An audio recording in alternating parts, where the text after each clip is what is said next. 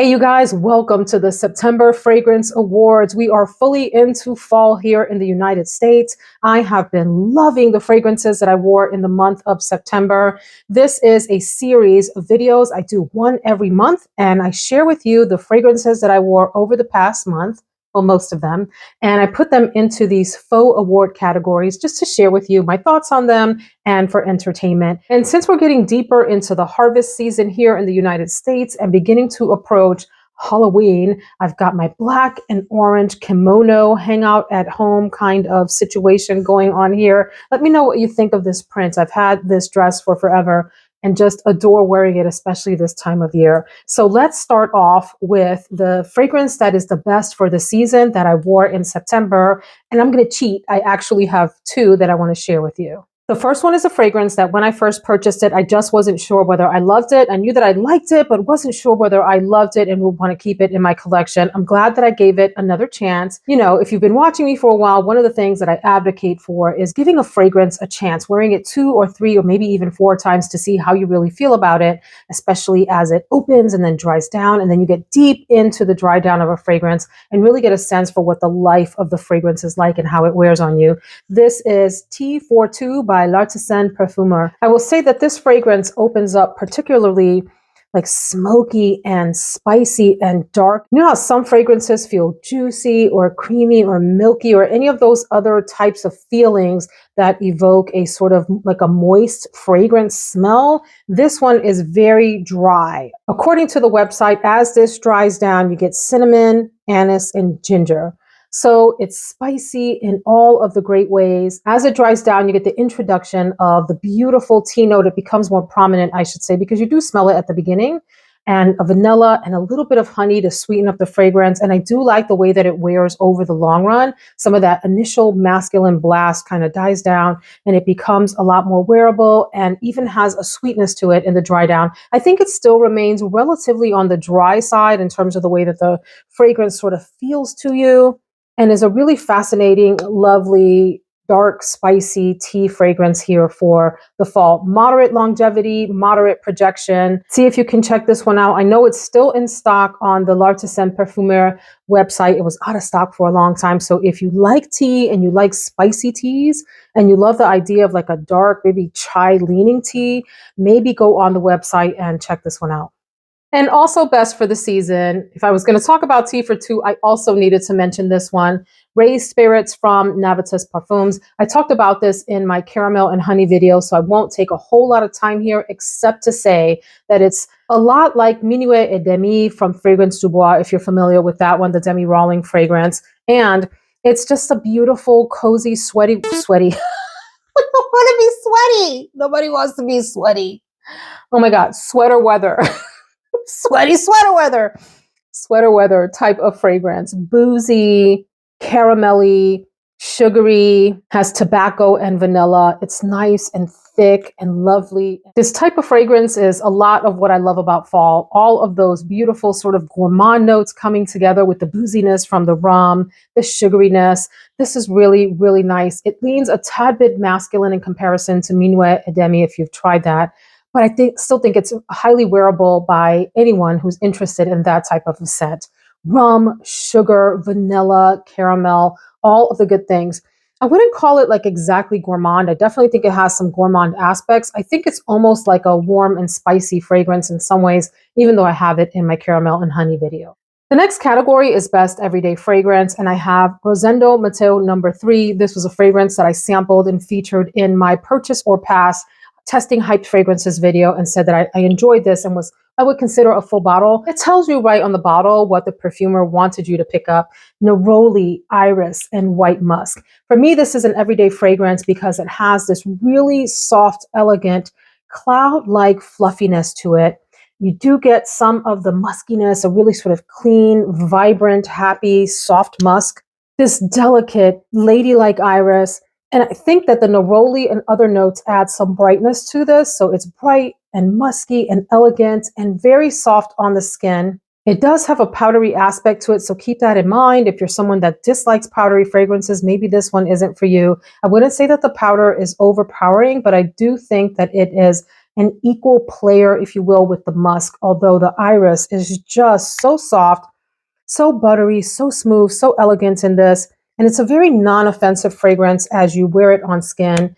It's great for office wear, great for every day, and quite frankly, great for any occasion where you're going to be in a crowd with other people. I can't imagine anyone disliking or being offended by the beauty that this is. I also have number 5, which I love. I joked around about that one being overhyped, and it is a little crazy hype, but it's still beautiful. Number 6 is also gorgeous, and I have number 7, which is fantastic. A lot of folks love number 4. I think that one has a prominent oud, if I remember. That's also nice. I didn't feel the need to get it, like vanilla oud, and I forget the other note in there. I thought 1 was okay and 2 was okay. I may revisit those, but 3, 5, 6, and 7 from this line get my thumbs up vote. And this one for everyday, easy reach, easy wear. If you like a really soft, powdery, musky iris type of deal that's bright and fresh and beautiful, sort of out of the shower, your skin, but better and even more refined type of situation. In the category of special occasion fragrance is one that is not for everyone. I would suggest that you sample first, and the brave among you may want to dive in if you like the idea of a sweet and salty, woody, aromatic fragrance with just some interesting, unique touches to it. This is Abbrivio from Tiziana Terenzi, one of my favorite houses. You either love Tiziana Terenzi fragrances or you don't. I'm definitely in the love category. I have more from this house and probably Lancome, I would say, than any other fragrance house. I really enjoy this line of Sea Star bottles, which are fashioned after marine themes. The word abbrivio means overcoming the inertia that it takes for a ship to rev up and move in the water, which I love that. So this fragrance is really a strange and bizarre one. It has a note of seaweed, which I didn't know, what to expect from a seaweed note. This is so deliciously woody. There's sandalwood and musk and a really prominent sugary aspect alongside a salty marine aspect, which I think is just an interesting combination that is not for the weak.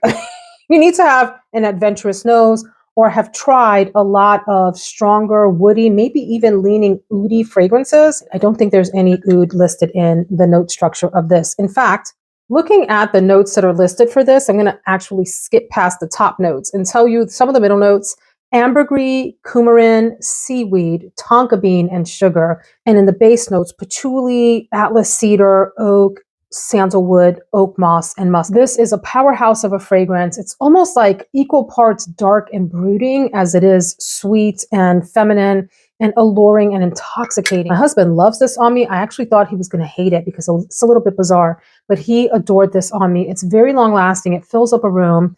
So lots of projection, lots of sillage, just a beast of a fragrance.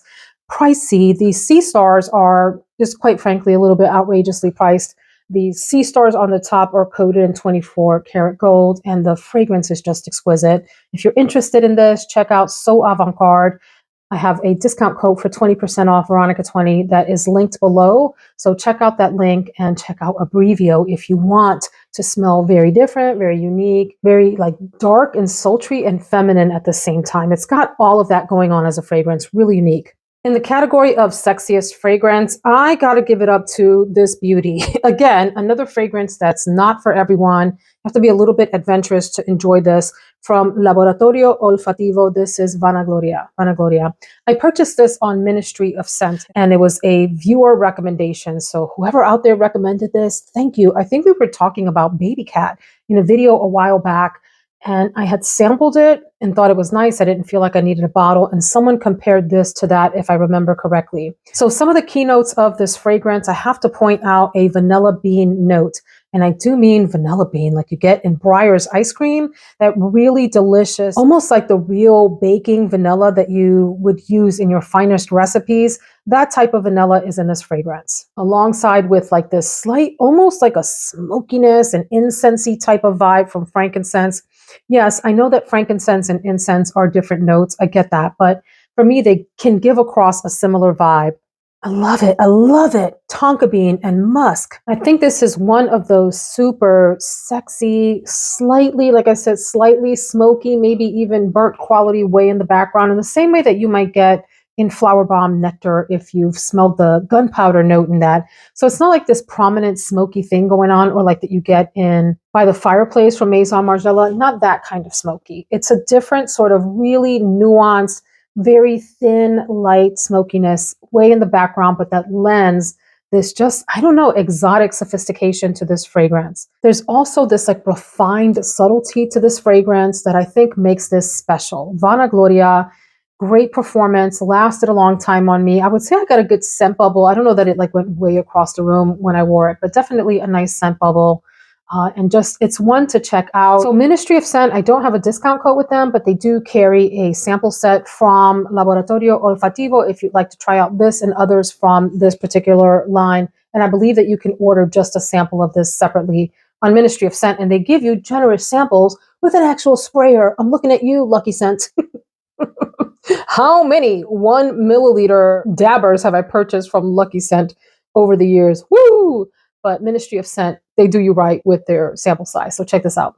In the category of biggest surprise is actually another Tiziana Terenzi fragrance that when I first hauled, I was a little irritated that the fragrance didn't smell like the name implied. This was before I understood what the notes together would sound like, or smell like rather, not sound like. And it's Bianco Puro in this all white bottle, which gave me the impression that this was going to be a clean smelling musk. I mean, most Tiziana Terenzi fragrances have either a deep woodiness or deep muskiness as the base. Not all, but a lot of them.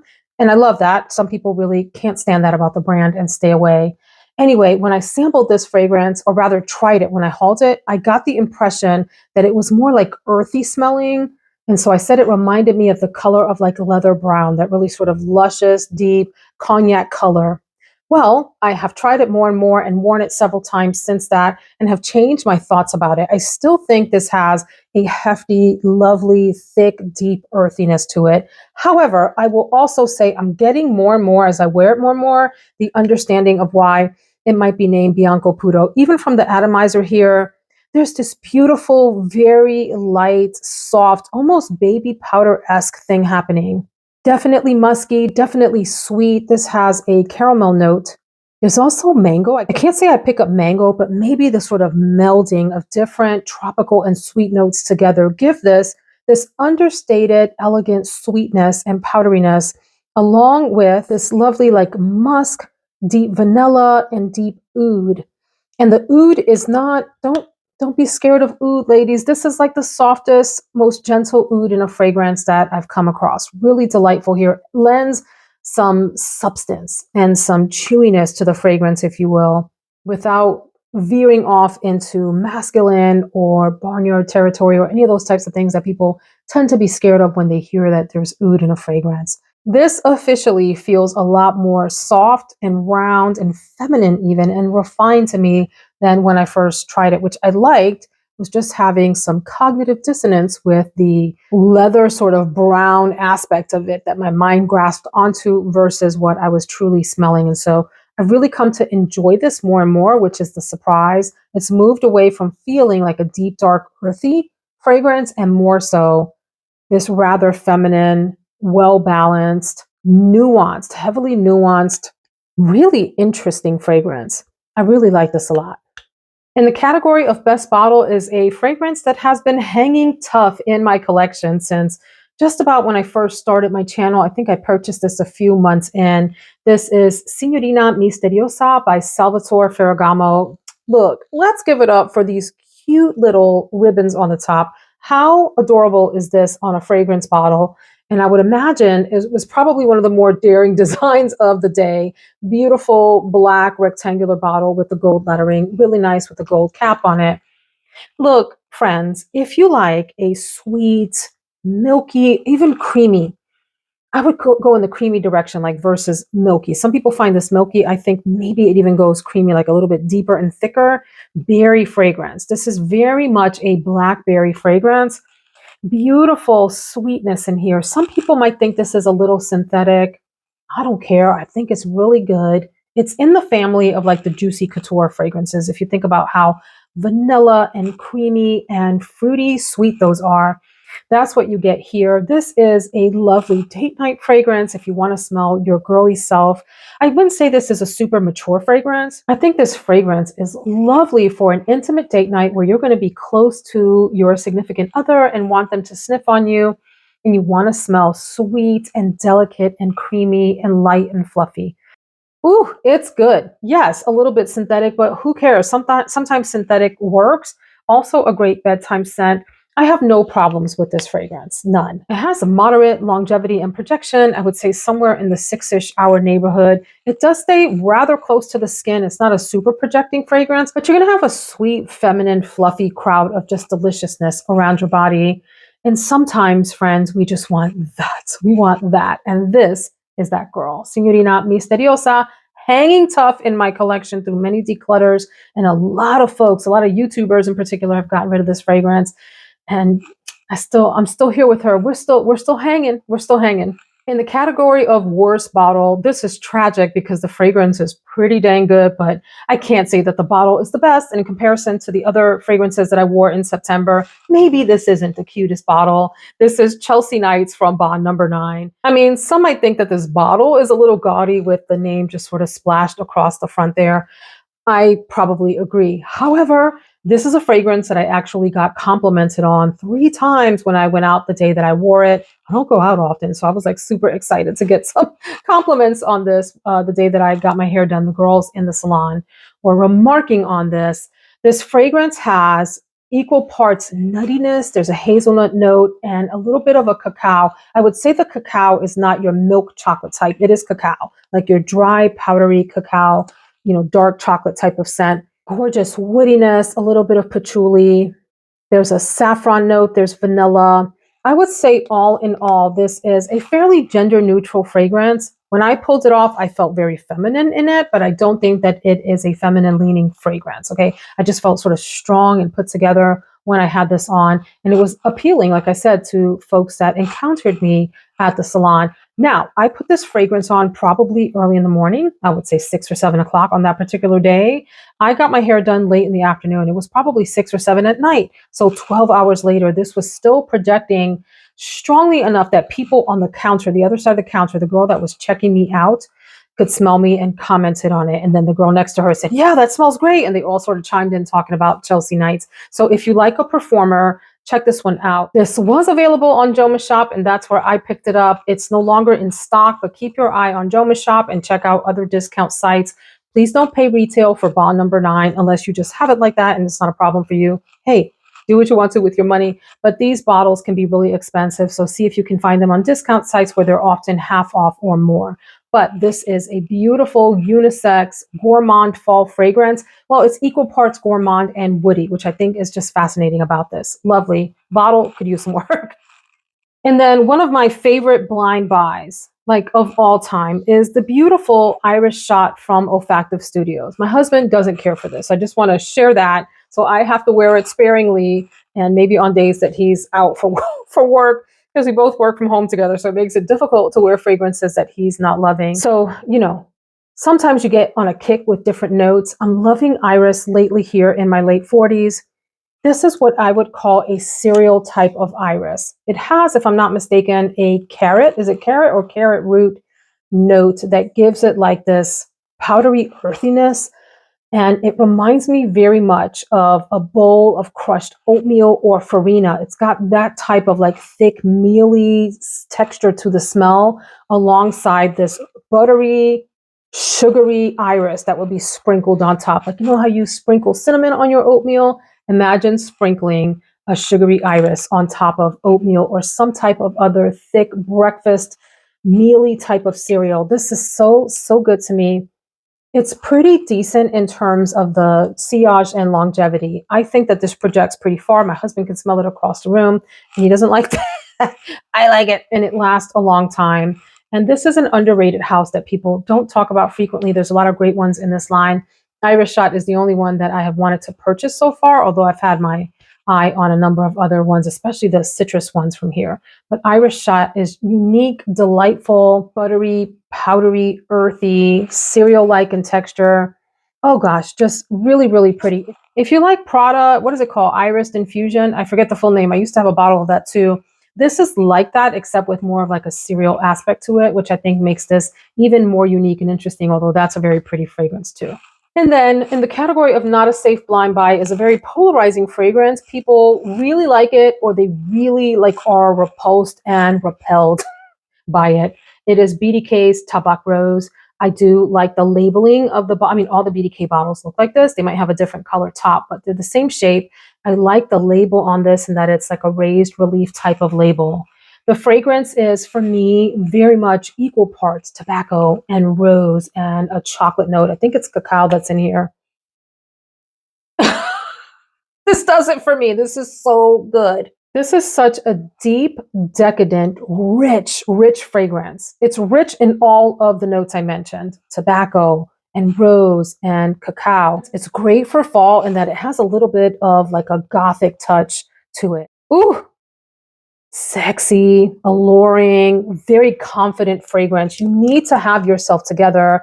Don't be shy wearing this fragrance. It will wear you. It is a very loud, projecting fragrance. I had the nerve to overspray this the last time that I wore it and probably choked out my entire family. Really commanding fragrance. I would say this is that fragrance that you put on when you want to feel regal, put together, in charge. You don't want anybody messing with you. It is large and in charge, that type of fragrance. So this is for the bold among you. For those of you that like Oud Bouquet, I wouldn't say it's like Oud Bouquet, but I think it has that same sort of authoritative nature. It will make its presence known, and it will be that fragrance that will let other people know that you don't care what they think of you. You are standing in your glorious personal confidence wearing Tabac Rose. So not a safe blind buy in that it can be a little bit overwhelming, and the scent profile is particular and unique and pungent, and people may not like this, but for those of you that like the idea of that dark, sultry, really sexy, thick, deep rose, tobacco, spicy, chocolatey fragrance, tobacco rose, get yourself some of this. So I do have to talk about this next one in the overhyped fragrance category. There's no doubt about it. However, I'm going to preface what I have to say by saying I love this fragrance, but I want to tell you why I love it and then explain why there's no question that Hufflepuff is overhyped. Okay, first of all, the bottle is stupid stinking cute. It is so much more interesting in person, vibrant. The gold on here is a little bit raised up, and the yellow is even more vibrant in person, like an actual lemon yellow, which I just adore. It reminds me of the line in the song by Pearl Jam called Jeremy, lemon yellow sun, lemon yellow sun. Oh, oh. I'm not even like a huge Harry Potter fan. I mean, I don't dislike Harry Potter. I've watched parts of the movies, and I certainly love like the Harry Potter lands at Universal Studios and all of that sort of a hype around it, but I'm not a fanatic. So this is Hufflepuff, and this is from House of Sillage, and this is a glorious fragrance in that the opening of this into about the first hour is just this magnificent peach, coconut, vanilla deliciousness. It is like the ultimate gourmand lover's vanilla fragrance. Ooh, so good. It's so sweet. It's so delicious. It's so girly and whimsical and fun and fluffy and light and just a fun, fun fragrance. Not to mention that it's in this just gorgeous little cupcake. It is overhyped because it does settle down really quickly and become a little bit more than a skin scent. I can't say that it's super faint because I did smell it on skin, 4, 5, and 6 hours later. I smelled it, okay? I didn't smell it much on clothing. Usually it's the other way around, that a fragrance lasts on clothes but not on skin. This one, for whatever reason, lasted on skin more than on clothing. So I could smell wafts of it coming up from my décolletage all up into, the late morning into the early afternoon. My husband loves this. When I have asked him to pick out a fragrance, this is one of the ones that he is going for more and more now. The other one that he's been going for is Lineage from Amouage in the turquoise bottle, which I'll tell you about that another day. He is just so in love with Lineage from Amouage. But here's the thing about the House of Sillage that irritates the bejesus out of me. These come out on the market. They are outrageously priced. Yes, you all, I know that they're cupcakes. They have Swarovski crystals and there's all these details. Still, the prices are outrageous. Let's be clear. If you know anything about manufacturing, you understand the markup on really all perfume bottles and especially these. And people will see that it's limited edition and they'll go spend full price on this crazy thing. And then here comes House of Sillage with a 20 to 30% off sale. I got this at 30% off. I ran for this bottle at 30% off. And then what? Lately, it was what, 40 or 50% off? So, that's the House of Sillage game. If you can wait long enough, eventually it will end up half off somewhere, somehow on a sale. So just keep that in mind. And it's overhyped for the price, not for itself. For itself, if it was a reasonable price, I would say this is a magnificent pickup. But at the price point, it's a little nutty, although the fragrance is divine. It really is. It is. It is all that in a bag of chips. Okay? Okay, move on. In the category of hidden gem is one of my all-time favorite fragrances. A few other YouTubers have talked about this, and some have decluttered it. What? I just adore this thing, and it has such a special place in my heart. This is also from Bond Number 9, and this is Chinatown. Has been in my top 10 for a few years running.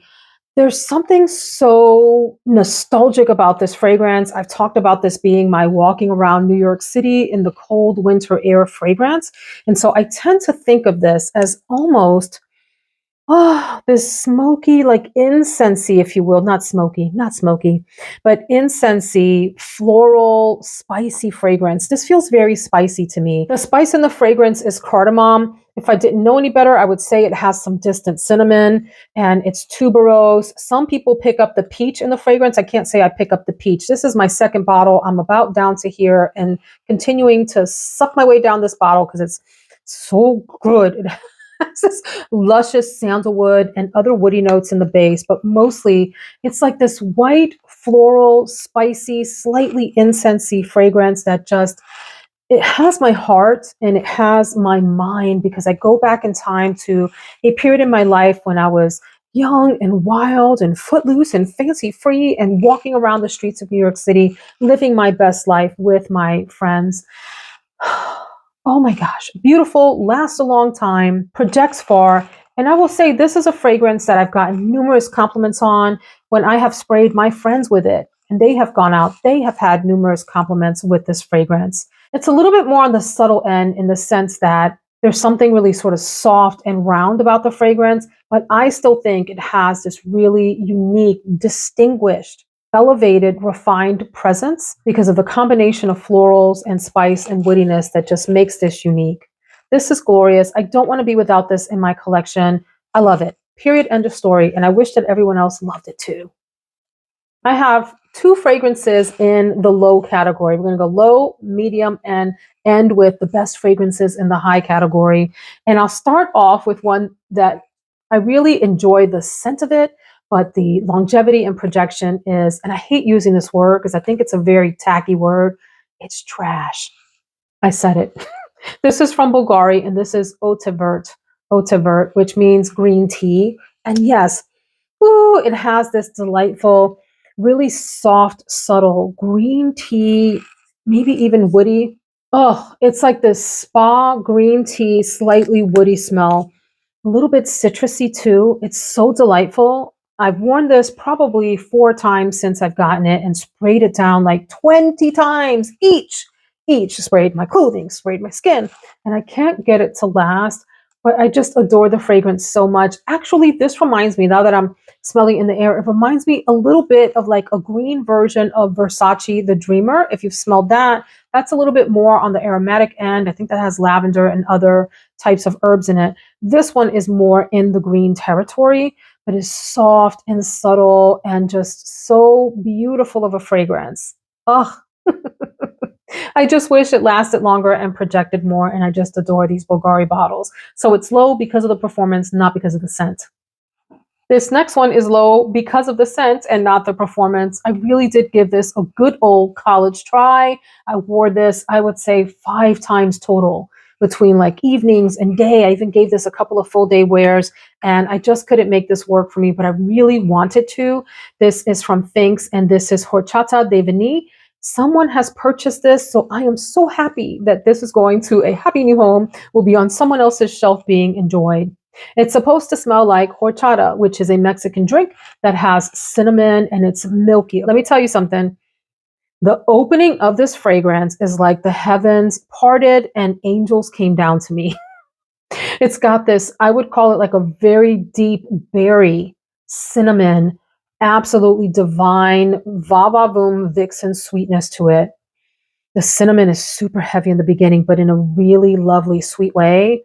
And then it starts to settle down more into a milky fragrance that for me goes a little bit flat, just a little bit bland to the point where I don't want to keep the fragrance. It's the opening of the fragrance that really attracts me. If this brand could figure out a way to make that opening last much longer, this would probably be my number one fragrance in my collection. The opening is just that divine. Maybe in the top 10 in my fragrance collection, maybe not number one, but it's really a spectacular opening, like a breathtaking, mind-blowing opening for me. The combination of that cinnamon and sweetness is just second to none, but it gets so flat and kind of stale on me that I have to say goodbye to it. That has not been the experience of a lot of you all here that watch. A lot of you have reported that this one really lasts well on you and you get the horchata thing throughout. I just don't. And so I've had to say goodbye to this pretty little thing. It's going to a new home. Next, we come to the middle four, and they're only in the middle because the top three are even that much more spectacular, because all four in the middle category are really, really good. This is Akro Bake. We'll start off with this one. What a fabulous summer gourmand going into fall gourmand that will be a fabulous like Netflix. And I said I wasn't going to say Netflix and chill. Stop it, Veronica. Hang out at the home, curled up and chilled. Fragrance for movie night in the winters and then back into spring. It's like a year-round, absolutely delicious, fluffy, lemon, milky gourmand.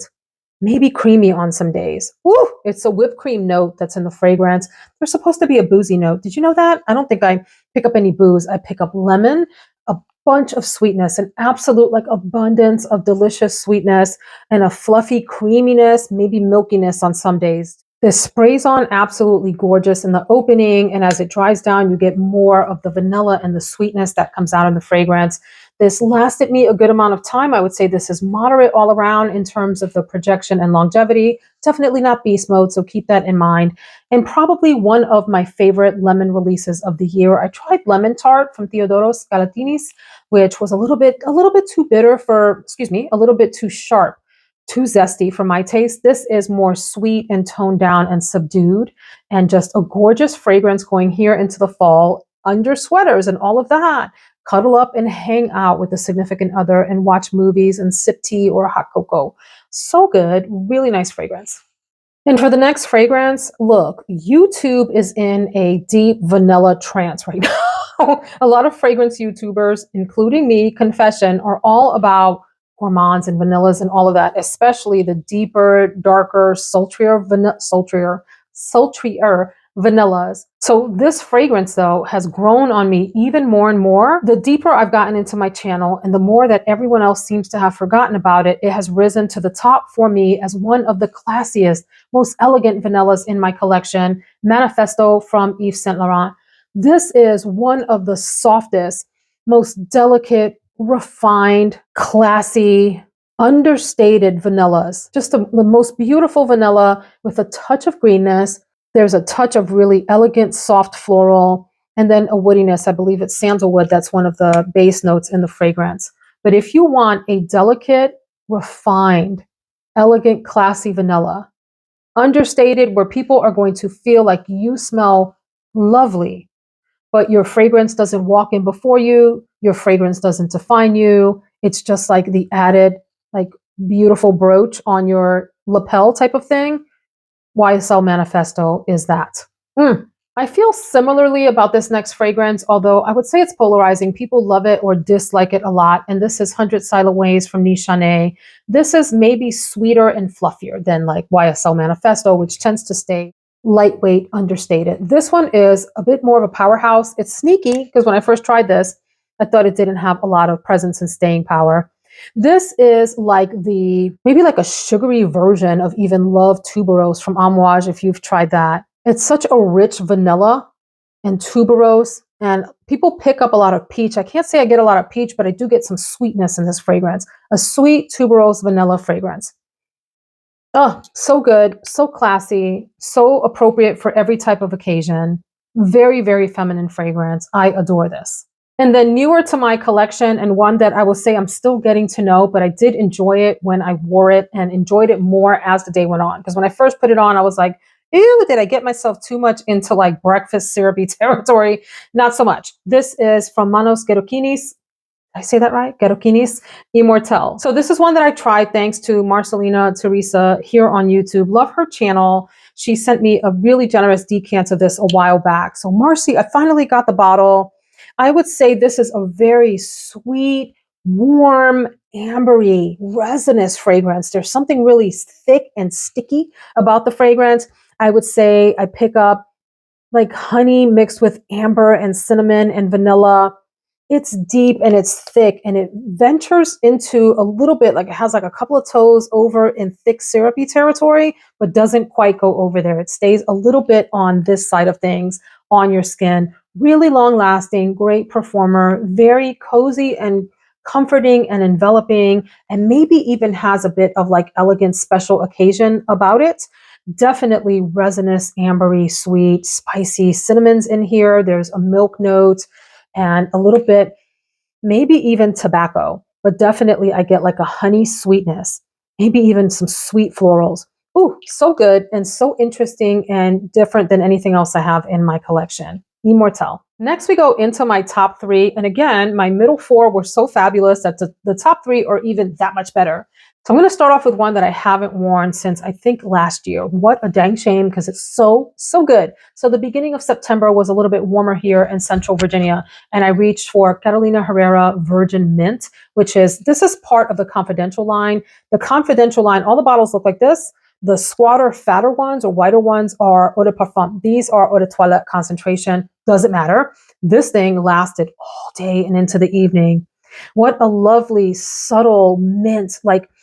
Oh, it's like the mint that you would take right off of the plant and put into your mint julep. There's something a little bit like spearmint gum in the fragrance.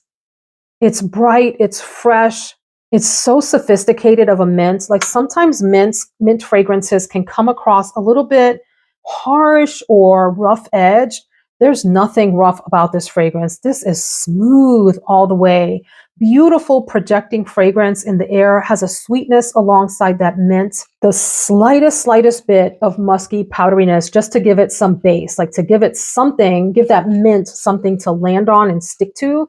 This is divine. My husband loved this on me. The kids loved this on me. They thought I smelled great. Beautifully projecting. It lasted. It gave, you guys. It gave and gave and gave all day, even though it's an eau de toilette. I think this is one that would perform really nicely year round. But if I had to give it a season, I would say definitely summer. Fantastic performer then.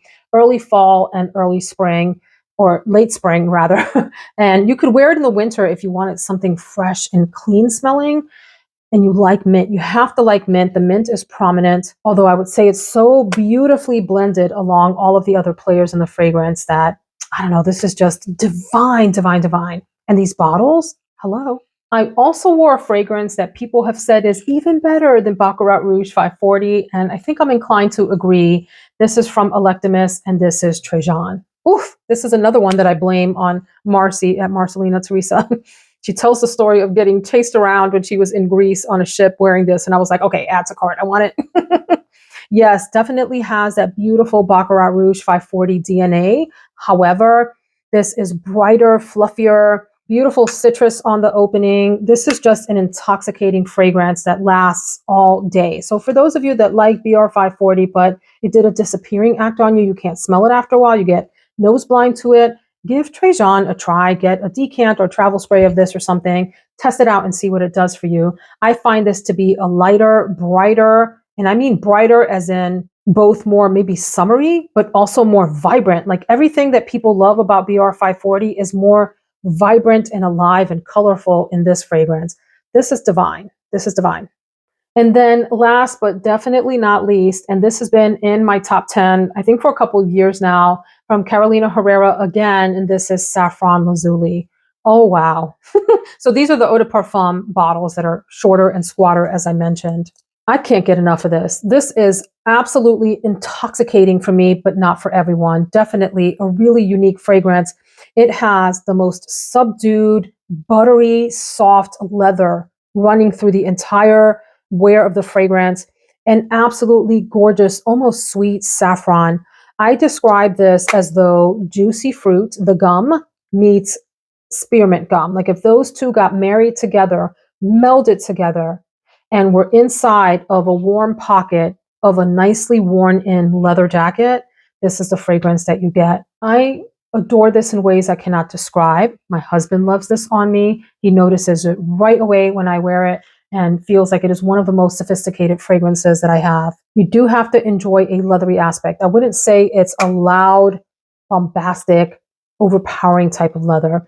It's a really soft, suede-y, buttery, almost orris-y type of leather, and just utterly divine. Absolute great staying power, great longevity, and it's a fragrance that takes me somewhere mentally when I put it on.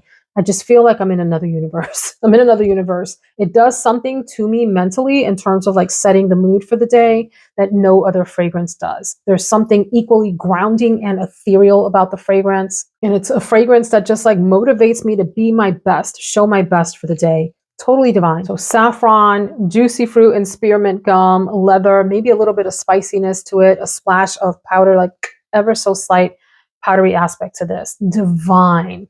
So those are my fragrances for September. I have a bunch of others that I wore that were fantastic, but for the sake of time, they're not included. Tell us in the comments below what was your favorite fragrance in the month of September, and I will see you in the next video. Thanks so much for joining me, friends. Take care.